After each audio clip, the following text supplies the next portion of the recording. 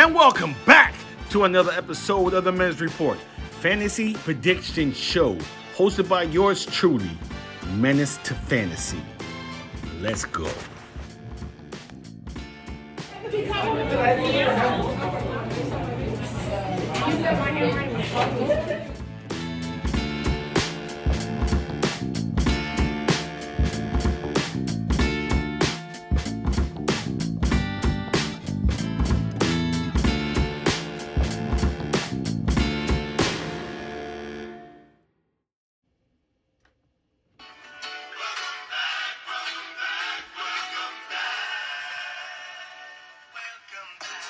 And welcome back to another episode of the Men's Report, Fantasy Prediction Show.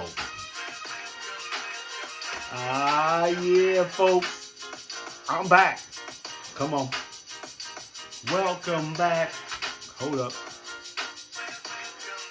All right, ladies and gentlemen.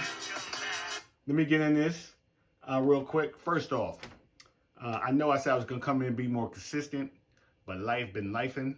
I've been busy.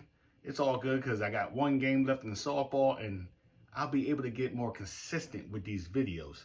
So before I hop in, I would like to say Happy Mother's Day to all my homies, your wives, your girls. If you have kids, Happy Mother's Day with the partner or not.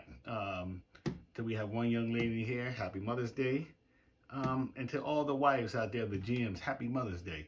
It's the day, relax. I'm glad I didn't have to go out and deal with them restaurant with them lines today.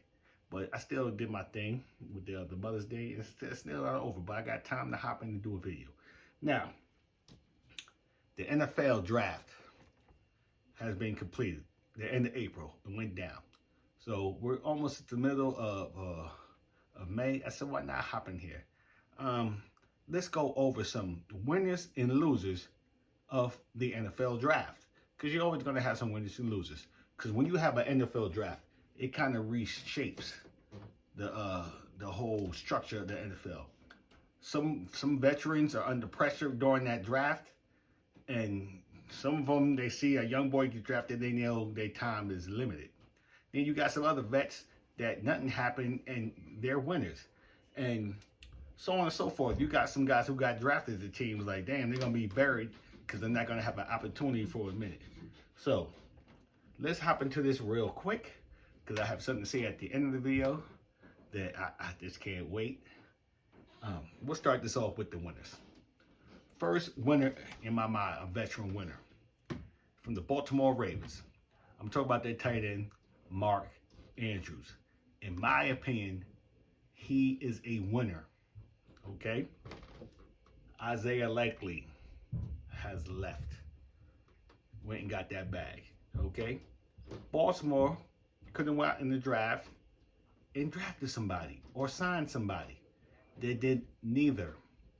Mark Andrews retains his role as tight end 1 for the Ravens. And he's still amongst the elite now. He's he up there with McBride or Brock Bowers at this moment in his career? No. But we all know Lamar Jackson targets him heavily.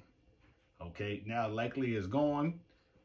Mark Andrews is going to get some more looks in that red zone. So he is a winner in my opinion.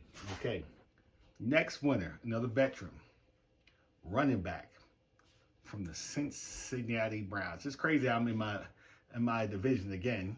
We're going to talk about Chase Brown, okay? They didn't, in the draft any serious competition to Chase Brown's role. Nor did they bring any big-name free agents in to challenge Chase Brown. Chase Brown is still the RB1, the 3-down back for one of the most explosive offenses in NFL. So this is a huge win for Chase Brown, okay? Huge win. Next one, another veteran, Puka Nacua. Now you might be like, hold up, Scoob.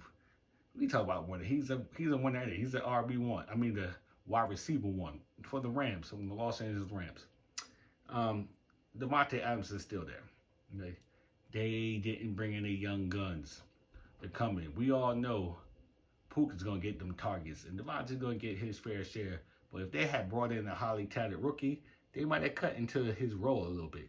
But they didn't do that. So Puka is still a winner. Okay, the next young man, it's a rookie. The Seattle Seahawks running back, Tre'Davious Price from Notre Dame. In my opinion, he's a winner. Okay? Kenneth Walker left free agency with the Kansas City, so that frees up some snaps there.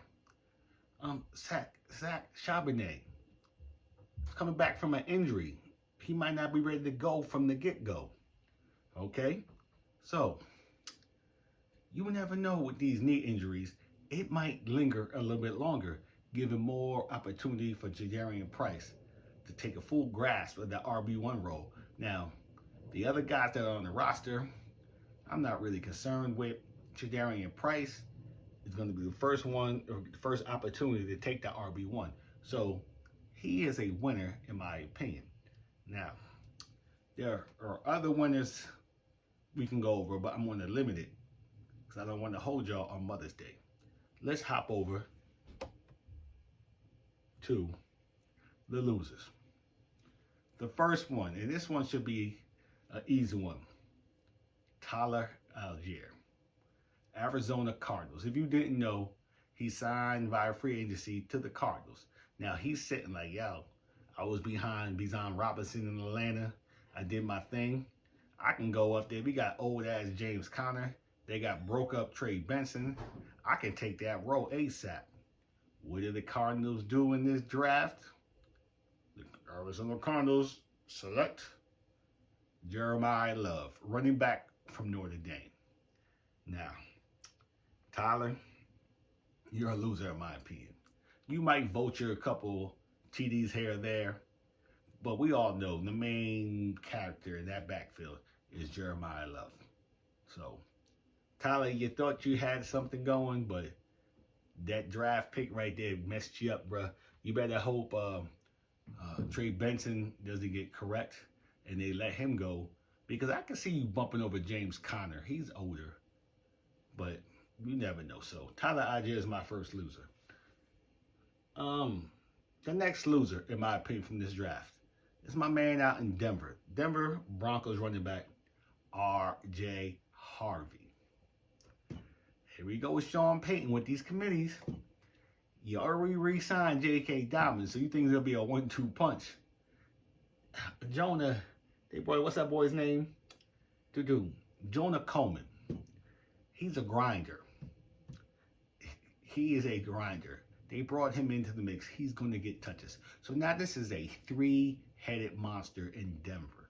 So R.J. Harvey, you might just be reduced to a third down back. Seriously, you might just be a third down back, because J.K. Dobbins was doing his thing last year. I had him in a couple of leagues. He was holding me down. Okay? RJ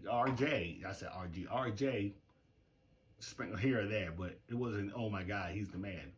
No, so now you got Jonah Coleman coming in the mix. So Harvey is a loser, in my opinion. Now, the last loser, even though his team is from my division again, and the team is a losing team, is Jerry Jeudy. Okay? Jerry Jeudy. You would think he would be the man, but the Browns went out there and drafted two, not one, but two wide receivers. Okay? KC Concepcion and Denzel Boston. They both will be in the mix early and often. Shedeur Sanders now has a plethora of wide receivers and tight ends that he can try to get the ball to, okay? Now, let's not forget, this is a run-heavy offense. You got Junkins there. This is a run-heavy offense. It's going to be a low volume with the passing game. So, besides the two rookies taking targets from Jerry, it's a low-volume offense. And Jerry, I'm sorry. You still haven't shown what you used to do in Alabama, but you're a loser. So, folks, those are my winners and my loser. It is a whole bunch of losers, but I told you I want to be quick. the last thing I want to adjust. Here we go again.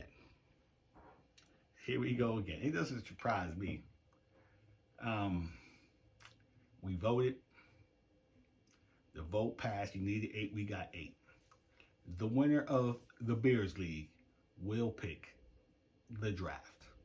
Now, we have certain individuals feel that it's unfair that Uptown gets extra time. I look at it at the opposite. It's fair on both. It's fair. Yeah, he knows where he's picking, but now he has to sit there. And if you're strategic, you got to try to put together a draft order. Because you mess around, just throw something together, and you just throw me, I'm talking about me, I ain't worried about nobody else. I'll be the first ever 4-time champion. Go ahead and put me near certain GMs. I ain't gonna say no names because I don't want to mess up. I already know if I fall near some GMs, I'll be the first ever 4 times. So he's gonna have to sit there and study and try to put together a draft order where he's successful and he kind of blocks people he feels need to be blocked. Now, when I win, because I stay positive, my draft order, I wish I won this year because I've been killing y'all. I've been killing with the draft order. So I'm not worried that I don't know the draft order to July. That gives me plenty of time to mock draft if I want to. Plenty of time. So relax. Stop trying to create something that's not there. If you don't like it at the end of this season, propose a vote and see if you can get 8, because you need 8. And this is gonna be because the league, we've been doing this 20 plus years. It's getting a little stale, so we had to change it up. And I'm glad people voted to have the winner pick the draft order. So I'm excited. I'm ready. He's scared. I ain't never scared. I'm not nervous. I'll give him a whole damn year if I had to. It don't matter. Just give me a draft selection. Give me a spot, and I'm in it. That's just how I feel. So, ladies and gentlemen, enjoy the rest of your day. Let's end this correctly. Make sure you do something.